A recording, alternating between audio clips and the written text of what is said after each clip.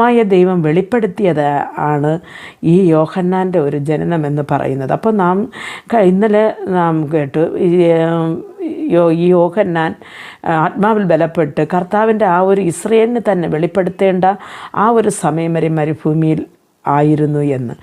ഇതിൽ നിന്ന് നമുക്ക് മനസ്സിലാക്കാം യേശുക്രിസ്തുവിൻ്റെ ജനനം എന്ന് പറയുന്നത് 1-2 ദിവസം കൊണ്ടോ അല്ലെങ്കിൽ ഒരു മനുഷ്യൻ്റെ ചിന്ത കൊണ്ടോ വന്നതല്ല. പരിശുദ്ധാത്മാവിൻ്റെ ആ ഒരു വലിയ ദൗത്യമാണ്, പിതാവായ ദൈവത്തിൻ്റെ സ്നേഹമാണ്, മനുഷ്യനെക്കുറിച്ചുള്ള ഒരു സ്നേഹമാണ് യേശുക്രിസ്തു ഈ ഭൂമിയിൽ വരുവാൻ കാരണം എന്ന് നമുക്ക് മനസ്സിലാക്കുവാൻ സാധിക്കുന്നു.